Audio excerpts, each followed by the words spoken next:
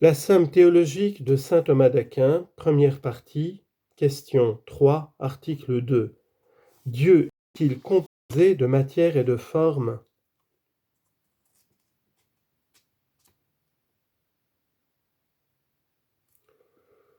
Tout être composé de matière et de forme est un corps, car la quantité dimensive est le premier accident de la matière. Or Dieu n'est pas un corps, ainsi que nous l'avons démontré, donc il n'est pas composé de matière et de forme. Conclusion, Dieu étant un acte pur, le souverain bien et le premier agent absolu, il ne renferme point de matière. Explication. Il faut dire ceci, il ne peut y avoir de matière en Dieu. Premièrement, la matière est ce qui est en puissance. Or nous avons montré que Dieu est un acte pur, n'ayant rien de potentiel, donc il ne peut être composé de matière et de forme. Deuxièmement, toute chose composée de matière est bonne en vertu de sa forme, comme participant à cette entité par participation. Or le bien premier, le bien suprême, Dieu, n'est pas bon de cette manière, car il vaut mieux être bon par essence que par participation.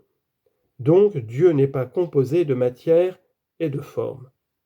Troisièmement, puisque l'agent opère par sa forme, il est forme de la même manière qu'il est agent.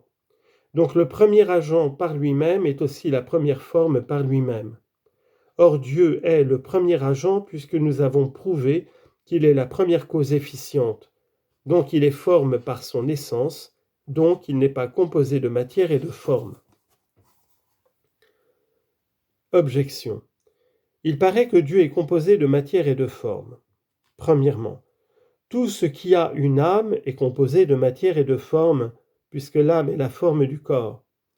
Or, l'Écriture sainte attribue une âme à Dieu, car elle lui fait dire dans l'Épître aux Hébreux, chapitre 10, verset 38, « Le juste qui m'appartient vit de la foi, que s'il se soustrait à son joug, il ne plaira plus à mon âme. » Donc Dieu est composé de matière et de forme. Réponse. On donne une âme à Dieu par similitude avec nos actes et nos sentiments. En nous, c'est l'âme qui veut, et voilà pourquoi nous attribuons à l'âme de Dieu ce qui est l'œuvre de sa volonté. Deuxième objection. La joie, la colère, la haine sont, comme on le voit dans Aristote, des affections mixtes, c'est-à-dire qui impliquent une matière et une forme. Or, l'Écriture sainte prête à Dieu ces affections, car il est dit dans les psaumes, psaume 105, verset 39, « L'Éternel s'enflamma de fureur contre son peuple. » Donc Dieu est composé de matière et de forme. Réponse. La colère et les autres sentiments sont prêtés à Dieu par similitude d'effet. Comme le propre de la colère est de punir, nous appelons métaphoriquement colère de Dieu les punitions qu'il inflige à l'homme. Troisième objection. La matière est le principe de l'individualité.